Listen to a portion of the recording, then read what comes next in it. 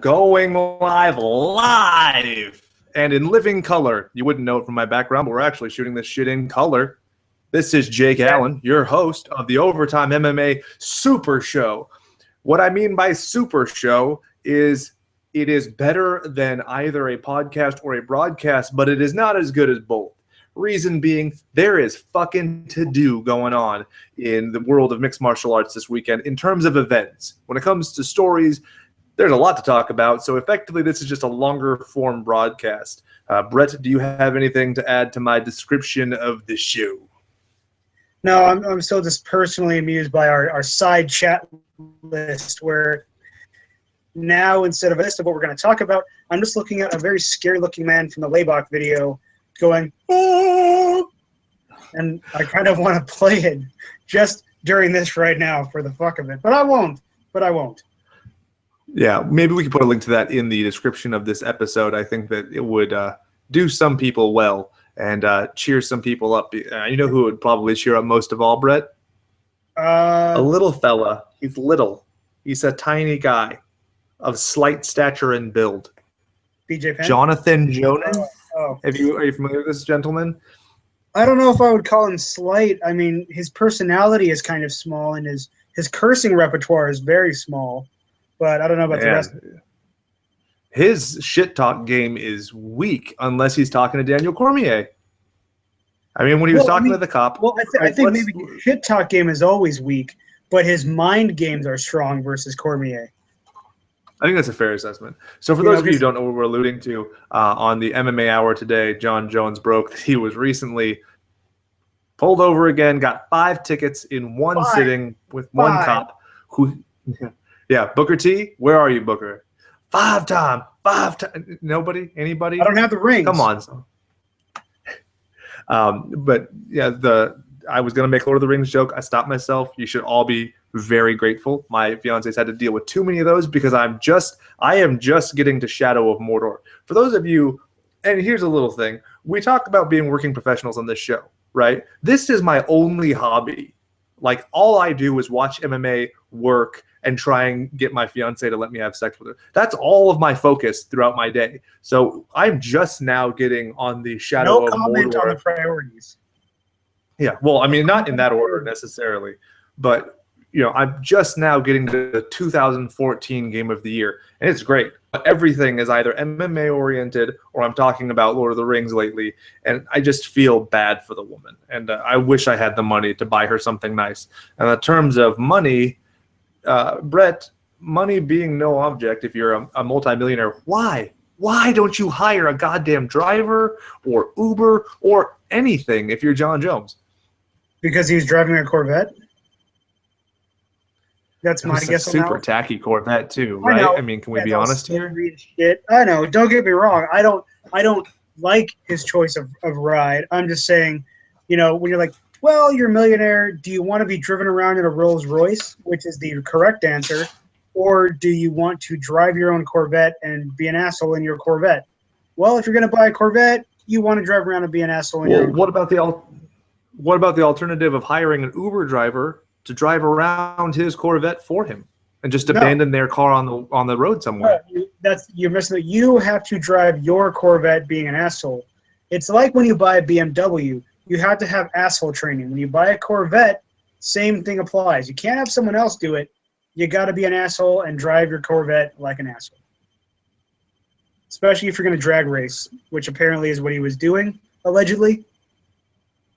Yeah, at 30 miles an hour, which is just monstrous horsepower. Yeah, I think that now one of the things we talked about off the air was, I am an attorney, so I have to pander to bailiffs and sheriffs and everything every day, which can be tedious. Sometimes they make really bad jokes, and I have to be like, but I would never, even on my worst day, talk to a police officer the way that Jon Jones talked to that cop. He threw sirs in there. He was throwing sirs left and right. Yeah, but I mean, the thing is I also, even in my profession where I deal with these people daily, I've never had a police officer, a bailiff, anybody talk to me the way that guy was talking to Jon Jones. It's very interesting because it's like, yes, we look at police officers in a position of respect. power, so on and so forth. But you also Right. have to have a certain amount of decorum in your own conduct. And when you're trying to say that you're so much better than someone, I mean, to your point, when Jon Jones is saying that he disgusts him and he's a pig, the guy's like, well, the feeling is mutual. Okay, sure, you didn't say outright that Jon Jones was disgusting or a pig, but you equivocated that, and in doing so, you kind of just brought yourself down to his level. So, I mean, I understand the idea of wanting to defend yourself. I'm sure adrenaline's high. I'm sure he's probably stoked because he realizes he's now relevant. He has taken on Jon Jones and won in a matter of speaking. But it's just, I didn't like it. It made me feel uncomfortable. I mean, very often police footage like that. There's a lot of aggression from the cop that seems strange and unnecessary and unprofessional. And, and like you said, it's one thing to be Jon Jones and be in your sports car and be an asshole to a cop and whatever. I mean, like you, I would never talk to a cop like that. I've mouthed off to a cop before, but it was in a different situation. And you have to look at it and say, well, Jon Jones can do that. He's a private citizen. Whatever he does with his mouth is his business. But a police officer is supposed to be the mouth of, authority, the mouth, quote unquote, of the people. And I don't think that you as an authority figure are supposed to go out there and say, fuck you, I'm going to give you a ticket because I can. I think you're despicable because you're giving me fucking lip. Fuck you, boy. So I agree. It was not good on Jon Jones' part, but it was unacceptable from the police officer's point. I largely agree. And, it's a tough situation, but I think that one into is when you're getting into that profession, that is a perspective. You're going to be in situations like this. So it's not as though I think people tend to empathize a little too much in these situations, like how they would react. Thing is if you're working as a secretary somewhere, the fact that somebody would call you a disgusting pig, that's not likely to happen. But if you're on the streets and you're handling, less than savory individuals, it's going to happen. And so you'd think that these people would have mentally prepared or gone into it knowing that. Exactly. They've been trained appropriately for it because, much to your point about if you're a secretary and that happens, so what? Maybe you react badly, maybe you don't. If you're a police officer, that results in what's known as escalation, and you're supposed to de-escalate. Last time I checked anyway, I could be wrong about the handbook on how to deal with potentially dangerous situations.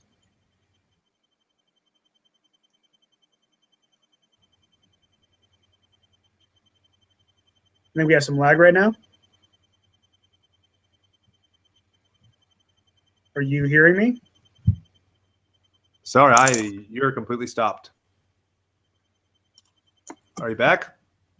I don't know. Can you hear me? I can hear you now, but you were completely gone. Yeah. It was kind of exciting to watch.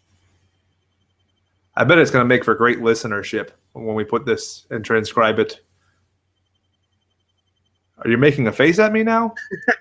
Hard to tell if I was frozen at that point, wasn't it, motherfucker? No, because you blinked, bitch. But hopefully that doesn't happen again. For a shitty apartment complex that refuses to get FiOS. And if you think that's frustrating for me, imagine my neighbor who works for FiOS and every day installs FiOS and can't have it in his own apartment. Like, I get bitchy, but then I remember, but for at least I'm not that dude. Living with your nose up against the FiOS for the other people. Yeah. So I think what you were saying was largely what I was agreeing with. You have a police officer, you're escalating the situation, and you especially think about what happened with Dave Herman. Dave Herman got out of his car. He said, after he was stopped with his wife, saying, "Hey, why are you stopping me? What's going on?" And he's asking questions, and they fucking tase him. Rather than engaging in a conversation. And I get that you have to be concerned with safety. I mean, at one point, John's looking for a pen, and the guy says, "Don't run Ridge around." I get it. You're looking for your own safety, but at a certain point, practicality and common sense have to coincide and kind of converge, in place of that. And I think that oftentimes people use that escalation. They are aggressive, and then you merit aggression, right? Think about this is basic human psychology. Look at any face-off.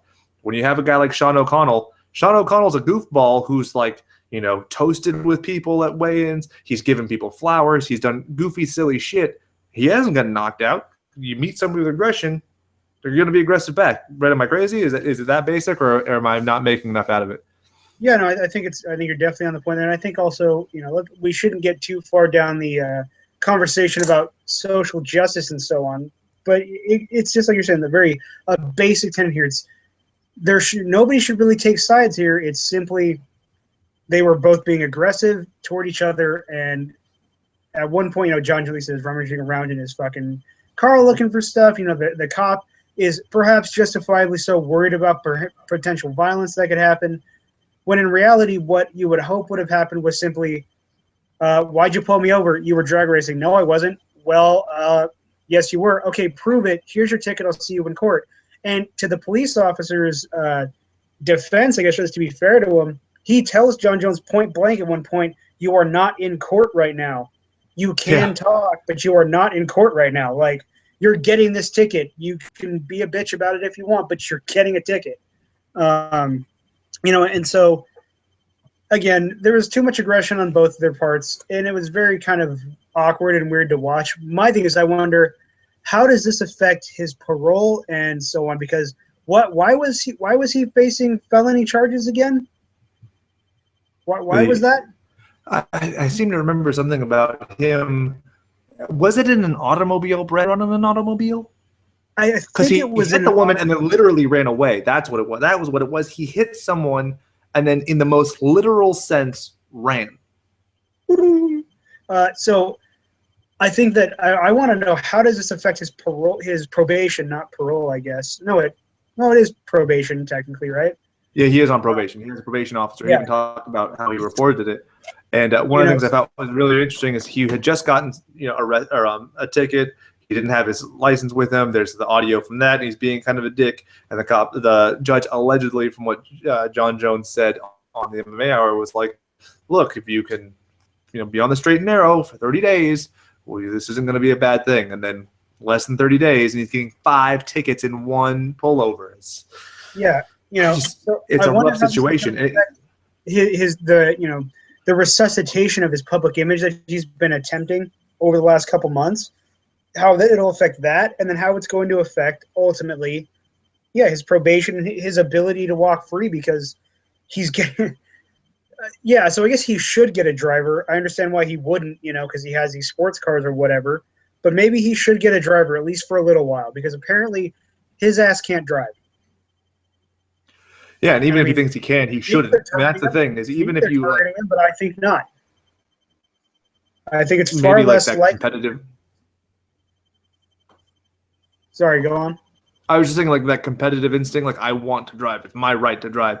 And it's like, even if you can do it well, even if you can, all those circumstances, the fact is that you shouldn't do it. Maybe that's the way we should approach it, John, is say, you can, but you shouldn't. It's just, there's so many things that he should, and he kind of addressed it on the show, saying that he was walking on eggshells now, blah, blah, blah. But it's a good point. You need to, if you're living in the public eye and you're trying to have this building of a resurrection, you need to play very straight and narrow. You can't be, if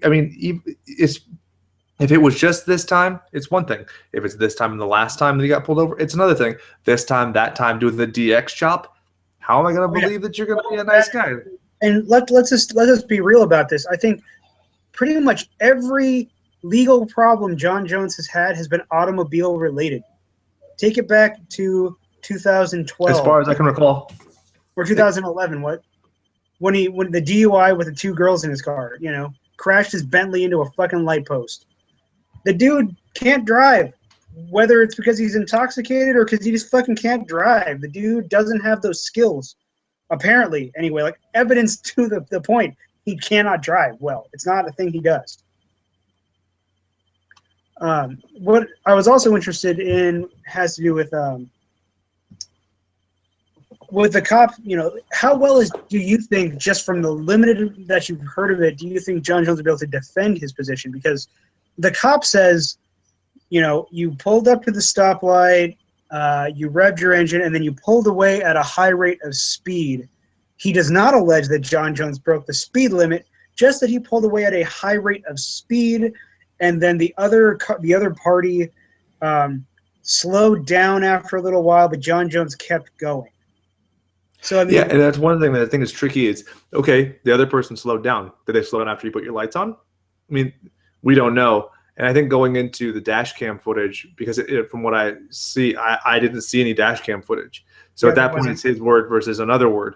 And you can't prove that. I mean, speeding tickets are going to be real hard to get out of. I mean, you can do the whole, like, when was the last time that your radar gun was calibrated? Has it ever been calibrated? Blah, blah, blah, blah. But in this one, it's just his word. But see, at that point, from my perspective, I would think that makes it easier to get away with in a sense, because I always perceive that the officer has the higher burden of proof. I know that's not the way that it. They have the only burden of proof. Right. Yeah. But if Jon Jones doesn't have to disprove anything. He has an opportunity. But that's my point: is if it's word against word, wouldn't it be enough that Jon Jones says prove it? You know, habeas corpus, produce the evidence, not just I saw him do it. I think that what's likely to happen, I mean, that's why I don't think that his probation officer is going to be worried about it. As far as I see, this isn't something that's going to be like jailable or anything like that. These are all minor citations. I mean, I have friends who are on LAPD who give citations, 1 or 2 of these, as a means of avoiding giving somebody a very significant, speeding ticket or something like that. So when somebody is polite, somebody is forthcoming, your registration tag is covered. I'll give you a ticket for that instead of the $300 ticket for speeding that's also going to get you a point on your record. So the fact that he get all these things, I don't think it's really going to do much. I think Jon Jones is getting to the point of being completely uninsurable, but that's neither here. Much to your point, I agree that just on a legal basis, you're trying to prove that something happened. What proof do you have? You don't have a radar gun that says it. It's a discretionary thing, and that's one thing I don't know Albuquerque state law what their vehicle code says. But typically, vehicle codes are phrased in very, very amorphous terms that are very general. And to Jon Jones's point, and it's a very insightful thing that he points out, is that he suspected that the cop was wanting to pull somebody over for a DWI or a DUI.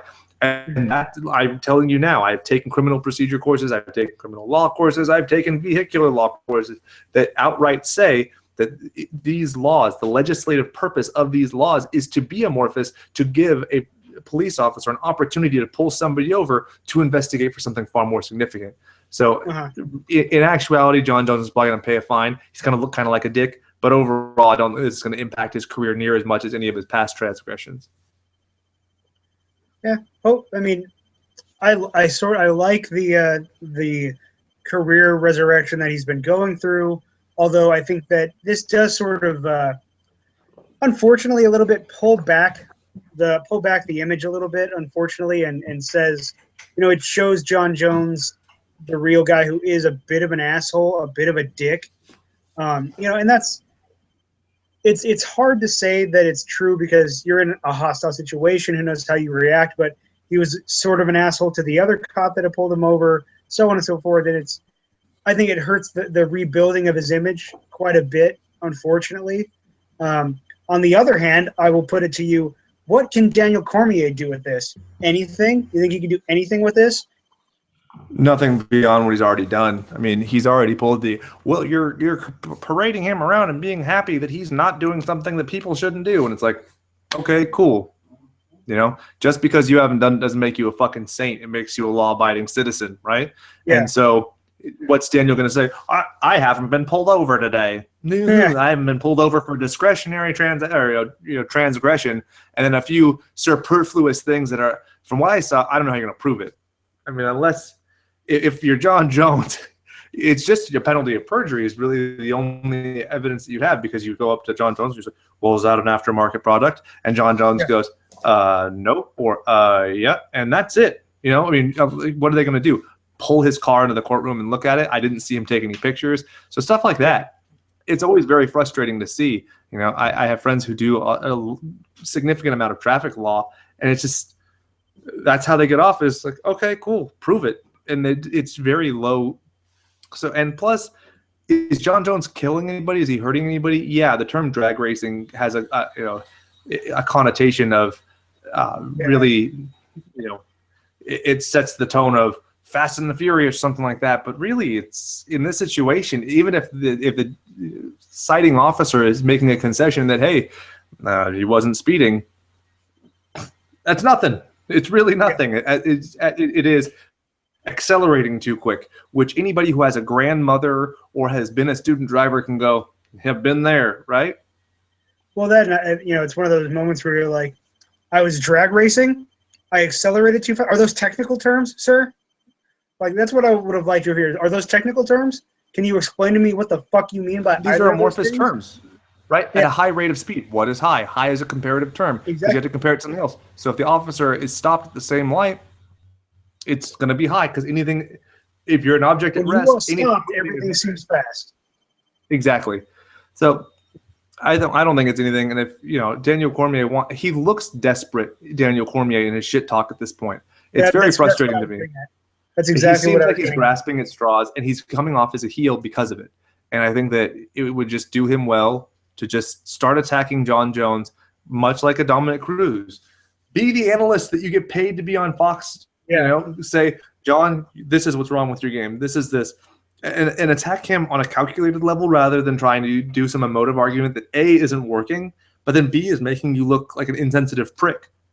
On the other hand, I would say, because I completely agree that I think that his shit talk is coming off weak and very much looks like he's trying way too hard. But I wonder, would it be really a good source to attack him technically? Because the thing about Jon Jones is there's a couple likelihoods that I see. One likelihood might be that Jon Jones plays the "you suck" card, right? Which he's already shown to be a master of the "you suck" card.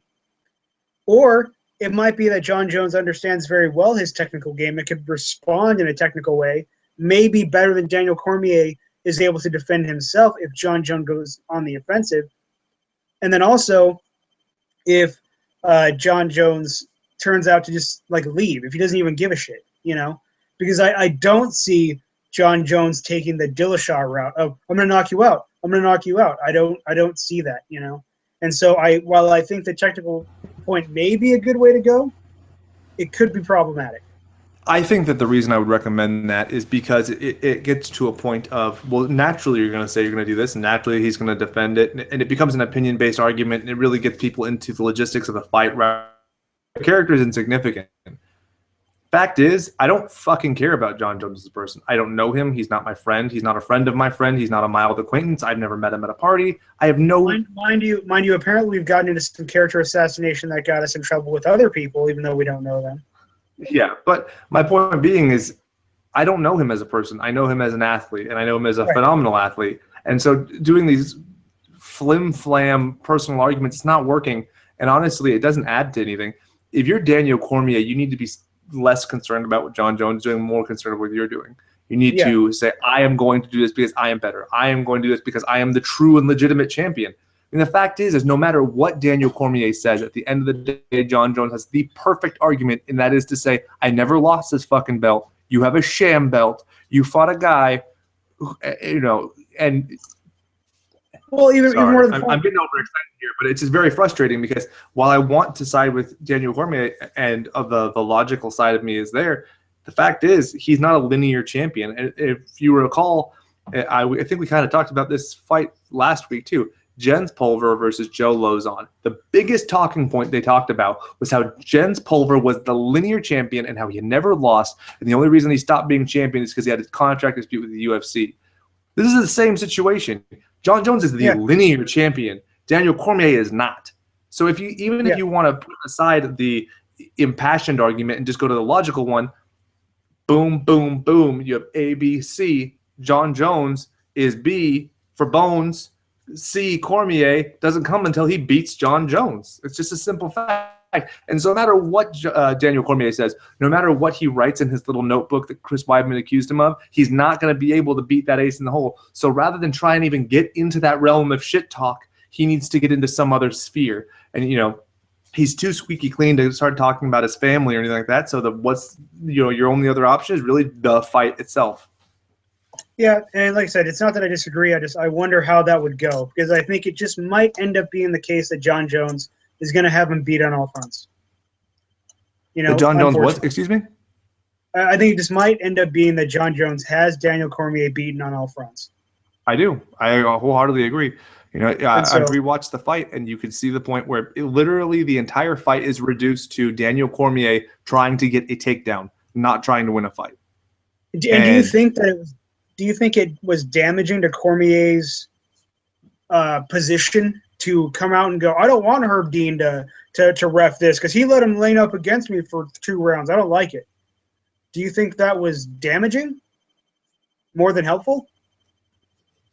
I think that, you know, anything that Daniel Cormier says is going to be coming from a position of a cannot. You know, like, he has not demonstrated any capacity to be better than Jon Jones that we have seen. You know, arguably you can say he won 2 rounds. Arguably you can say he won 1 round.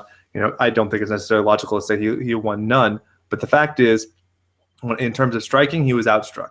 In terms of takedowns, Jon Jones was 3 for 2, if I'm not mistaken, and Daniel Cormier was 1 for 1 and 7. And that is an Olympic level wrestler. And the way I phrased it to a friend over the week was to say, even if Daniel Cormier had a second lifetime to work on his wrestling, physically, he cannot take down Jon Jones. So I just have a hard time buying into anything that Jon Jones or that Daniel Cormier says, whether it's predictive, whether it is demonstrative and saying, oh, well, look at this guy's a shitty person, or predicting and saying, look, he's going to be a shitty fighter. Anything he says, I'm just kind of like, okay, like, I've never been more sure that somebody was going to win in Jon Jones. Like, I just have no reason to disbelieve it. You know, it's the same thing where if I were ever to see Robbie Lawler fight Johnny Hendricks again, I think that Robbie Lawler would beat him because I saw Johnny Hendricks break. Yep. It's the same thing with Daniel Cormier. I saw the point where Daniel Cormier broke, and he literally was fighting for his pride over 1 takedown, knowing he had no other way to win the fight. I mean, he had no way to win the fight that involved a takedown. There was no way he was going to take Jon Jones down. Even if he held him down and got a 10-8, he wouldn't have won that fight. So he gave up. Even in his offense, it was almost a concession. So to answer, I hope that kind of answered your question, but I don't really think that anything that Daniel Cormier says is going to build my interest. The only interest I have is in seeing Jon Jones return, because now, you know, he beats DC again. He beats AJ. He's done. The light heavyweight division is fucking done, and he can move on. And I think that that's the only reason I'm interested as a fight fan. Do you have any other interests besides that? No, same thing. I do. You jogged my thought process, right? And we talk about Robbie Lawler versus Johnny Hendricks, right? Well, Hector Lombard said he's going back up to middleweight. How about that? Why don't we have Johnny Hendricks go up to middleweight and fight Hector Lombard? Because we've watched 2 fighters that are that'd be a great fight, but kind of short, and have both broken in their last series of fights, you know. And then Hendricks just got the shit kicked out of him by Stephen Wonderboy Thompson, so, you know, he might go to middleweight anyway. How about we have a, you know, welterweights go into middleweight fight and have it be Lombard versus Hendricks? I think that'd be wonderful. I think that's a perfect fight. You have 2 skinny guys who weren't supposed to win, who just annihilated their opponents. Guys who, if you look at their physical frame, I mean, Johnny Hendricks is 5'9". I mean, he's small. He's literally both shorter and has a lesser reach than Conor McGregor, who fights at 145. And you have Hector Lombard, who we were talking about before. He's never been a middleweight. He's a puffed up he's a 165er. He's a puffed up 165er, not even a 170. I think that would be like ideal. I think he is like, I think that Lombard probably is a 170 guy. Like, he's built okay for 170, but he just has too much muscle mass from all the not steroids he's been doing his whole life, you know? Yeah, and I think that if you were to put those guys against each other in a middleweight debut fight, you could immediately put them up against Robert Whittaker, who's another guy who's come up from welterweight and looks fucking great. Am I wrong? Yeah. I mean, he looks great. No, I think I could spot on there. Yeah, and I think that's a great way to look at it. You know, give them, you know, a maybe even a loser leaves town match per se of sorts at middleweight / a rebirth of a career fight, whichever one, you know, depending on which side of the decision you come out on, you're going to find out which one you're in. And then, yeah, a fight like a Robert Whittaker, you know, an immediate shot to get into the top 15 right there. Yeah, I think that's a great sequence. I think that's a perfect sequence. Are there any other guys who you're clamoring to see change weight classes? I'm always clamoring for Roy Nelson to go down to 205. just because as far along as he is and as pretty much done as he is at this point, I think if anything, a 205, a lifestyle change to where he goes to 205 could be interesting. And I'm always interested in, let's go the full route and just say, let's get that cruiserweight division going. And then a whole bunch of fucking people go there. Yeah, I mean, what's interesting and what I've always loved about the cruiserweight idea is I think it's typically a 235 weight limit. You would cut out everybody. Cain Velasquez would be a cruiserweight. Yep. Andre Arlovsky could be JDS.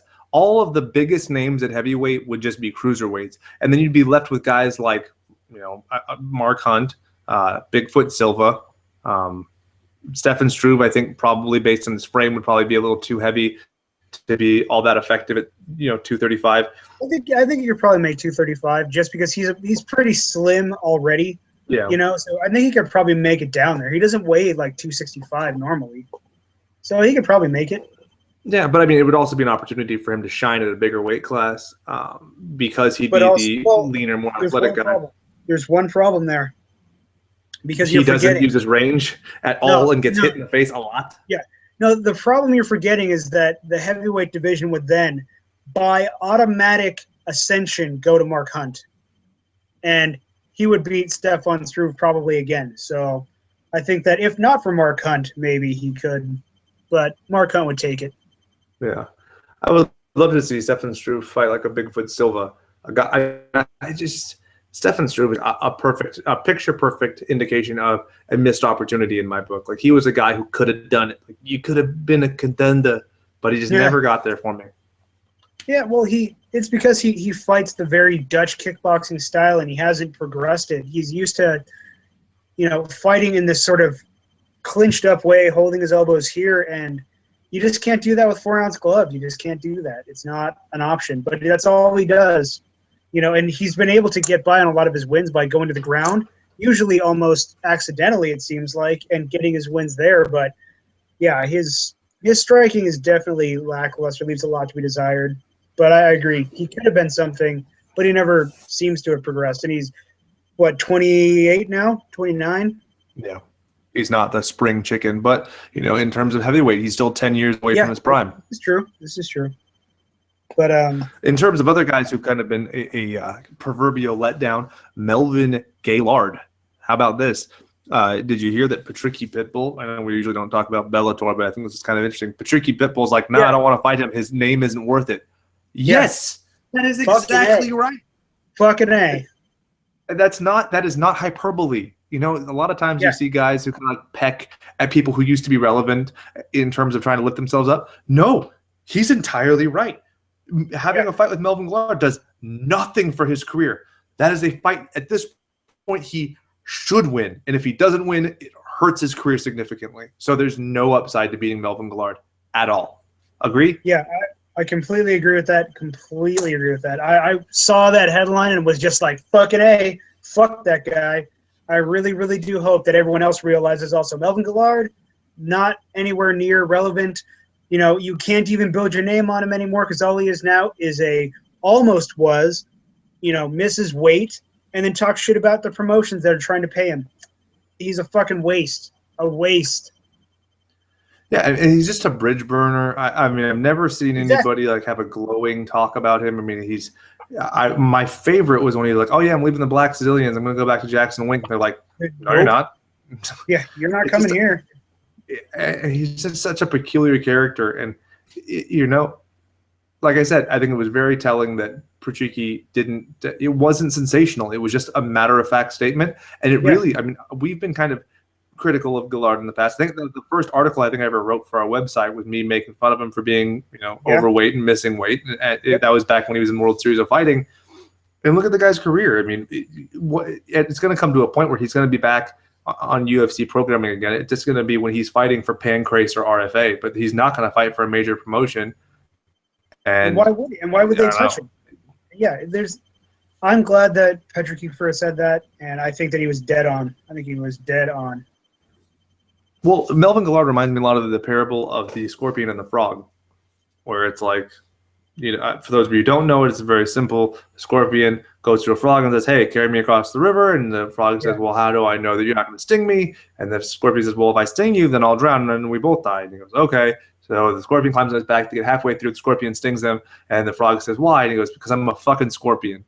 You know what you're getting into with Melvin Guillard now. Even if he were to stop dyeing his hair yellow and read a book or have some character change, he's still going to be Melvin Guillard. You know the product that you're going to get, and he's definitely a guy that juice isn't worth the squeeze. He doesn't have the name recognition to get you anything. He's going to be a big headache, and he's going to be the Husam or Paul Harris, except he's not dominant. That's the thing. He gets these headlines, but it's like critical of the promotion. Like, why are you doing this? Why would you put this guy on? He doesn't deserve it.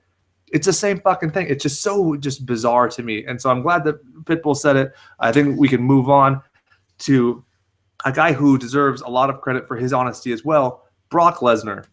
Can we talk about Brock Lesnar? I was so happy to hear him be honest about his UFC tenure and say that he doesn't give a shit about that belt. He doesn't even have a trophy room. What he cares about is the money in his bank account, and God bless him. Yeah, I thought that was great. Yeah, I lost my title. I'm super fucking rich. I don't care. Yeah, I thought that was great. And also, he's a guy who could make so many fucking excuses, right? He had a hard road in WWE.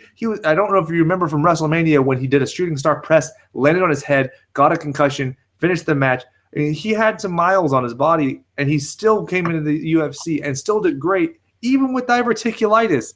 He was, his most embarrassing loss comes at, Alistair Overeem. And it's not embarrassing because that's when Alistair, A, on elevated testosterone, and then B, the guy who just won the Strikeforce, or almost won the Strikeforce Grand Prix, who had to, pull out. But it's just absolutely bizarre. People were so critical of him. And it's like, he was a great wrestler. No striking whatsoever. And fucking won a title, made a shit ton of money. And who is he? What does he have to prove? Which is a perfect attitude to have. I loved every second of it. Yeah, I 100% with you. I didn't care that much about it, like in a real sense, but I loved it from the exact same perspective that you had on it, which was, you're a professional. He's one of the few professional fighters or former professional fighters that I've seen that have actually had a professional's perspective about it. Because a lot of these guys, take Aljamain Sterling for example, recently. They're all about, I guess who's going to pay me, who's going to give me that money. And then they go right back to them taking less money, and I'm like, you don't fucking understand how to be a professional. You might be a fighter, and that's something I for sure don't know about, but I can goddamn sure tell you don't take yourself that serious as a professional, and neither does your management. So, Brock Lesnar, tipping my hat to you, just like when you drink that Corona and told Budweiser, fuck off, until the UFC was like, hey, no, seriously, you can't drink that. And he goes, and then it makes that awkward apology, which I loved. But, he had to do it. And it was just so funny to see him riff in MMA because you don't very often see that anymore. And I honestly wonder if people, like, if Dana pulls people aside in that, like, fighter meeting he does before he goes, look, no Lesnar's, no Brock Lesnar's. You're not here to be rowdy. No wife giving you blowies, none of that. None of that shit. And, can we talk about his wife? Rena Mero, I think is her name, a.k.a. Sable. Come on. Where are you fucking standing? Who wouldn't brag about that on national TV? Exactly. If you grew up in the 90s and you ever watched professional wrestling, fuck you if you say that you haven't thought about her and doing things that are unsavory in several states in the union still to her. You guys can't see it because Brett didn't activate his webcam when he was talking just now, but he did a gesture of which for those of you at home does nothing if you're not, if you're listening to it on your iPod.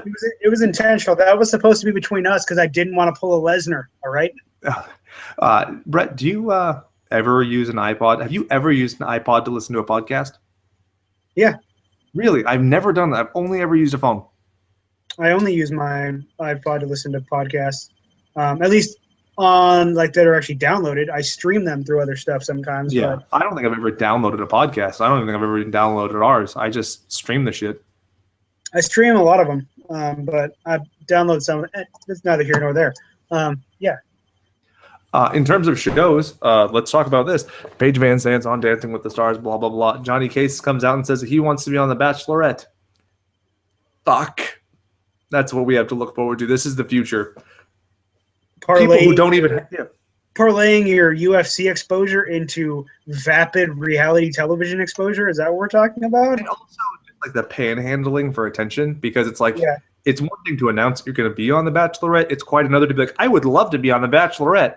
You know who you should tell that to? The people who run The Bachelorette, not everybody else. Yeah, unless that's his way. Maybe he doesn't exactly have the talent to reach those people, and this is his best chance. In terms of talent reach, Brett, have you heard of a guy, I hope I'm pronouncing this right, Fyodor Emelianenko? Have you heard of this guy? Because he's never fought in the UFC, so I'm not sure if he's really all that good. Fyodor Emelianenko? What? Fyodor. Fyodor.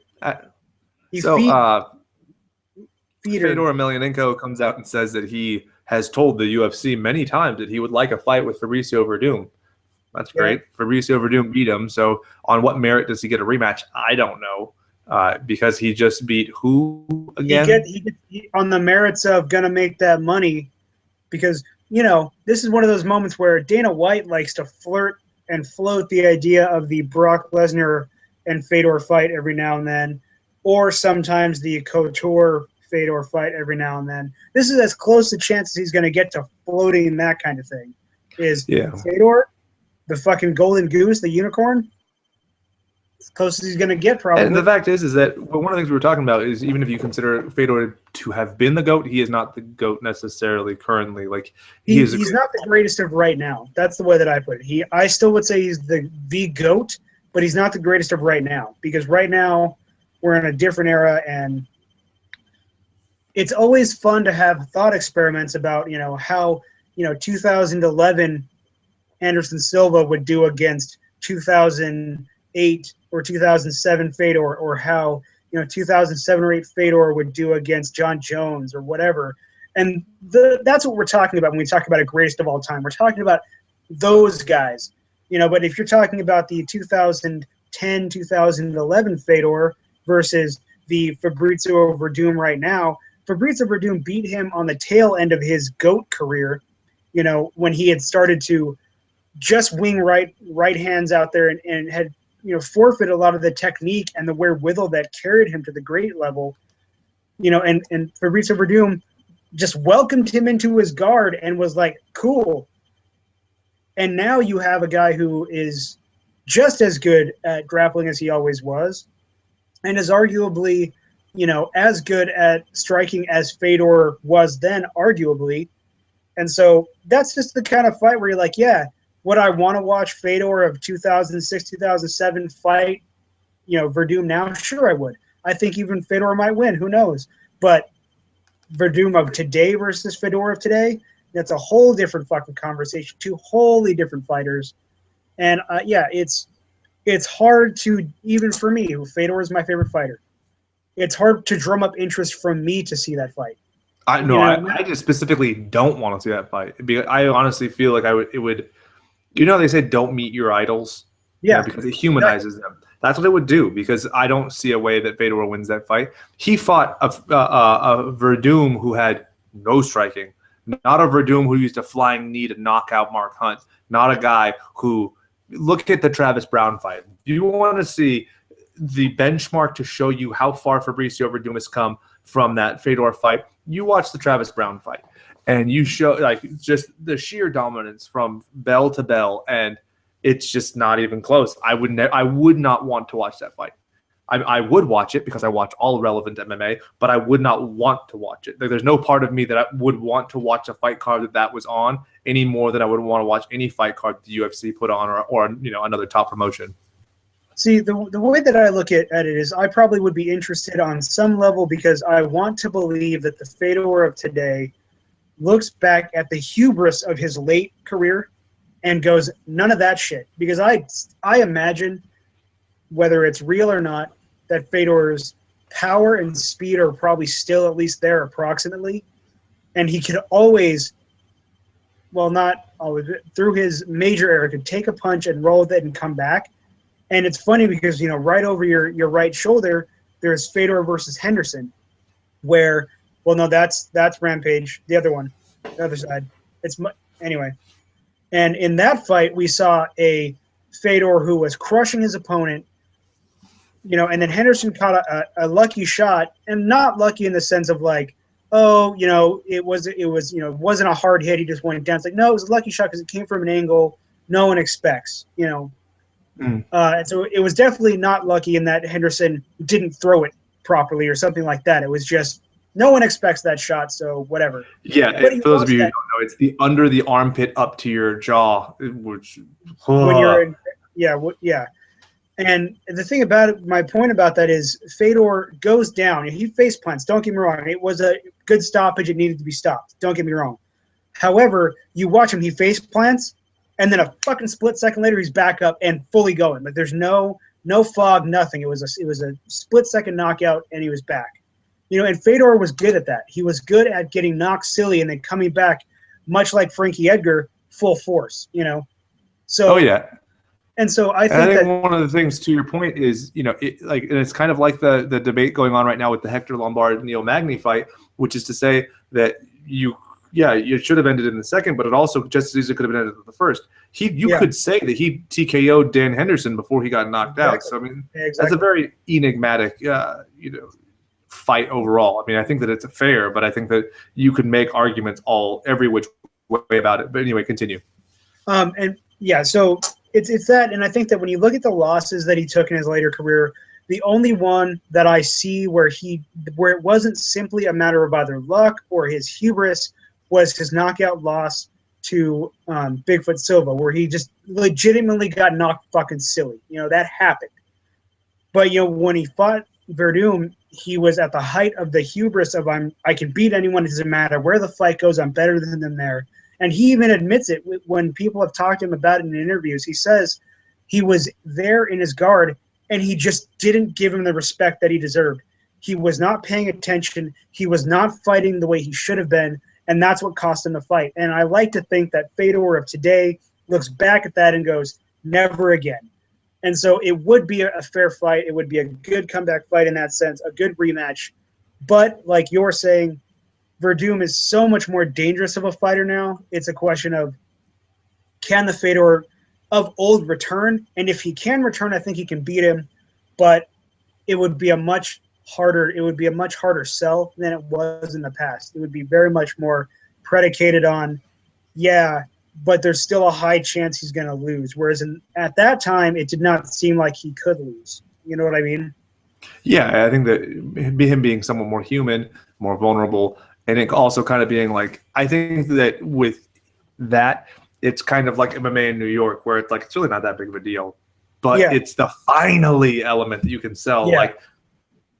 That's, I think, the huge element of it. So it wouldn't so much be Fedor, the unstoppable killing machine, who beat some guy who had, who was 1-0 in MMA, but rather it's finally here. You, a loyal fan who's been watching for the better part of a decade, or since the very first day, or you're just picking it up now, and that's one thing too. People are really good at bandwagoning on to significant things. Like, oh yeah, I know this is significant. I've been involved in this. Yeah. It's the Hillary Clinton effect. It's like, oh, you ask anybody. I've been there. I went to those MMA guys, and I told them that they needed to start fighting without pants on, or whatever the fuck. I think that people are really good at bandwagoning. So I think you get the casual fan because they've heard murmurings of Fedor in the background. You'd have the hardcore fan. It's also, think about it. We talk so much shit about Bellator, but we've both seen Kimbo Dada. We've both seen Ken Shamrock fight. We talked so much shit about it. We watched it. Why? Because we wanted to be proven right. It's just as much our own hubris. I wanted to be proven right that fight was going to be a piece of shit. I wanted to prove that I know more about MMA than the people putting it on.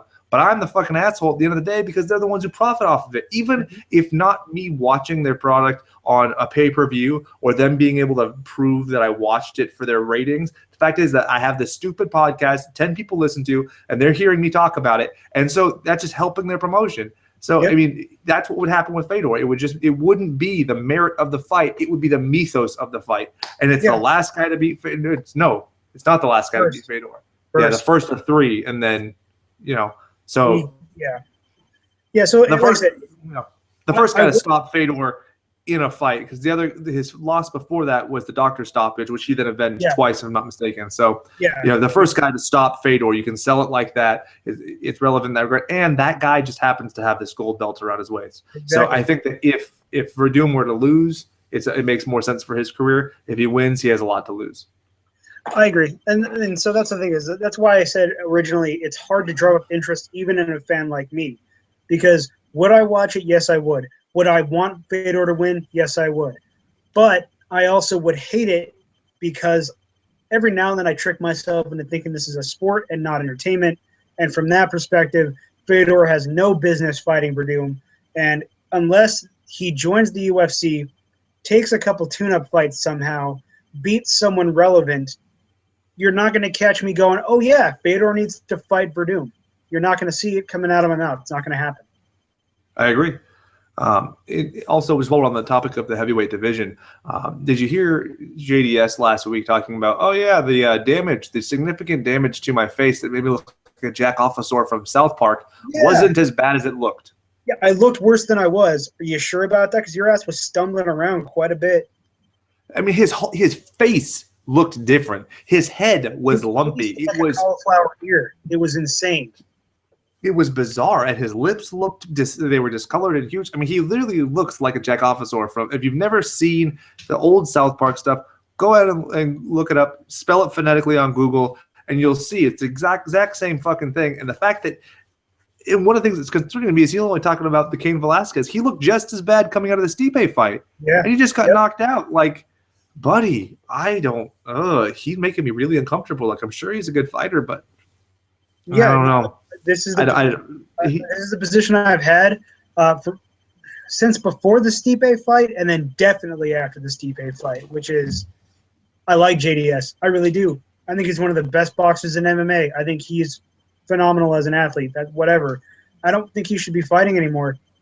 I don't, because he has this. He takes these ubiquitous shots to the face, and comes out going, "Oh, my chin is so good." That means you don't understand how much damage you're taking. And that means that someone should be looking at you going, don't do that. Don't do that. And it sounds like what's happening is people are going, yeah, do that. Don't have footwork. Don't have head movement. Just block with your face and try to hit them real hard. And that's bad. I think that if Fabricio Maldonado, if he was a Pokemon, he would evolve into JDS. He'd be better. But largely, I mean, they get walloped when they fight every time, and it's just unsettling. JDS, in a lot of ways, it falls into that weird category of really, really good boxer. He was a really good boxer coming up. On the way to that fight with Velasquez the first time, it was great. I mean, he used angles. He set up his shots with faked out like pot shots here and there. It was great. It was awesome. And then all of a sudden, he just turned into this dude who just likes to slug it out and would get into these fucking pounding matches. And that's not to take that away from Stipe Miocic, who's also a Golden Gloves boxing champion. Good for him. But at the same time, we're like, JDS, you were so good at boxing, and then you just became a brawler. And, I mean, he looked a lot better, I think, during the Mark Hunt fight because he actually used some different moves, set things up a little more. Spinning wheel kick, right? That was rad. So, like, he definitely added some stuff there, but aside from that, it's like, come on, man! Like you've degenerated, you've regressed in your technique. When if you're a guy as big as him, you're 6'4", clearly fucking lifts a lot of weight. I bet that you could push around a whole lot of weight, and you've got that technique going for you and pretty good hand speed for a guy your size. Why would you sacrifice that? That's the kind of thing that other big men can only dream of having, and you're over here going, yeah, you hit me here, I'll hit you there. You hit me here again, I'll hit you there. We'll see who falls down. It'll be great. Yeah. Oh, and if I look horrible, don't worry about it. I bloody up real good, but I'm okay inside. It's like he traded blitzkrieg warfare for the Civil War era volleys of shots. Yeah. They're just like, okay, my turn. Okay, your turn. Okay, my turn. He traded assassins for, fucking going out with a bunch of dudes with baseball bats. Yeah. So I hope that JDS can get his shit back together, but I don't understand. He was also comparing Ben Rothwell to Conor McGregor. that threw me off a little bit. Like, what the fuck are you talking about? And I why think are you talking about it? the theatrics, the cloak, the laugh, and the fact that Irish people apparently love them both. Because when Ben Rothwell was supposed to fight Stipe, he ended up going to Ireland anyway, and everybody fucking loved the guy. So that was pretty rad. Or was it Stipe or was he fighting Andre? He was supposed to fight both of them at some point, but it doesn't really matter.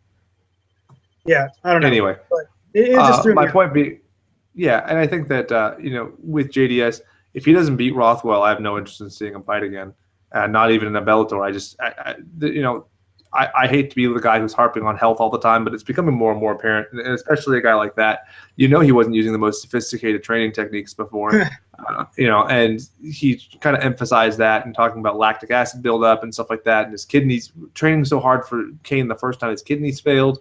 Now he's training an American top team. So, but I haven't seen anything from his performances that makes me believe that he's made leaps and bounds. So I don't know. I like the guy. I think he's been fun to watch. He looks exactly like Sagat from Street Fighter.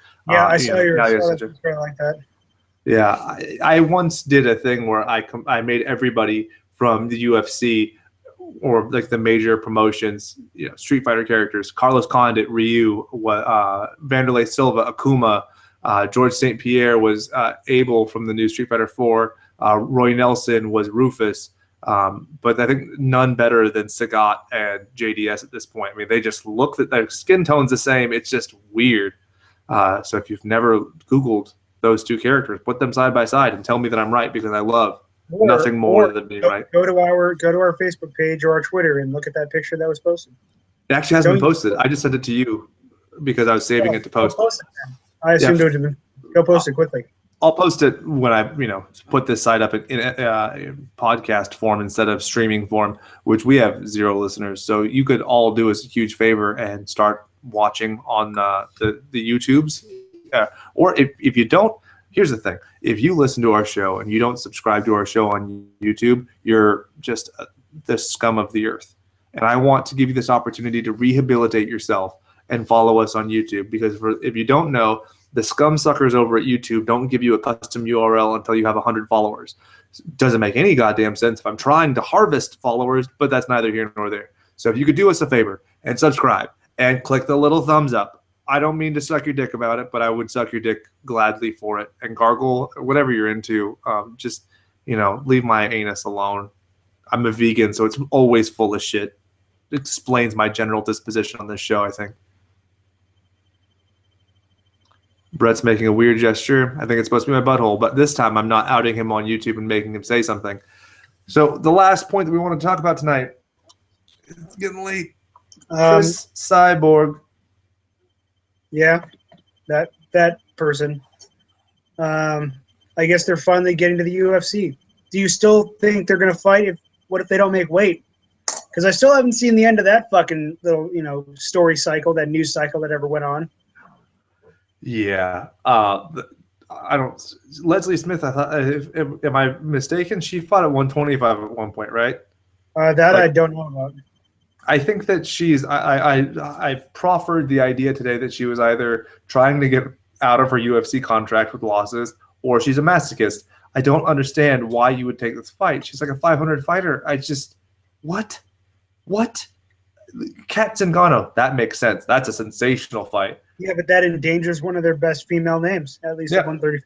But this matchmaking proves my point about Fedor. You are not giving Cyborg a legitimate contender. You're not giving her a legitimate fight. You're giving her a fight based on the finally factor, which is the exact same thing they would do with Fedor. Am I right? And this is case in point right here. Yeah, I'm with you on that. So Leslie Smith, how would she win if she could win? Takedown and submission, I'm guessing. I think that the only way she could win is by pure revulsion. What she starts doing, she comes out, just punching herself in her ear.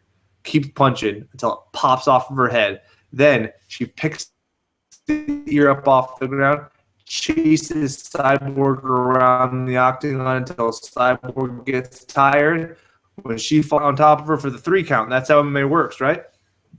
Pretty much. Well, I mean, hey, Leslie Smith beat Jessamine Duke, which means that she can strike, right? So maybe she'll get super buff, do some steroids since you say she wants to be released from a contract, and then she'll punch a hole in Cyborg's head, revealing all of the circuitry and the high-tech target detection mechanism inside of Cyborg's head, and it'll go right through. And she'll fall down, gurping and whizzing and popping as she falls. And at what point does Cyborg's wiener pop out of her shorts? I think it's at maybe it'll pop out of Leslie Smith's shorts, and we'll find out that Cyborg was a magician, a cyber magician. That's amazing. I don't think we can top that. So this has been the Overtime MMA Super Show, which is to say that ain't shit happened, ain't shit gonna happen, and not until April 10th, I think, is the next UFC. So Yes. Thank you for listening, even though you had no reason and no incentive. But hopefully I tricked you by using the word super in the title. Once again, please be sure to subscribe, to like, to whore us out to your friends. Show your grandmother this show. I've been told I'm very charming, even when after talking about fist fucking and felching. So please, once again, subscribe, like, retweet, like on Instagram, turn our Instagram posts on because there's some bullshit about that I've read about. Like us on Facebook because why the fuck not? Give me a legitimate reason not to. I post the same shit on there that I do on everything else. And with that, I'm Jake Allen. That's Brett Diaz. And we're both out of the show, not other places that you could be out of.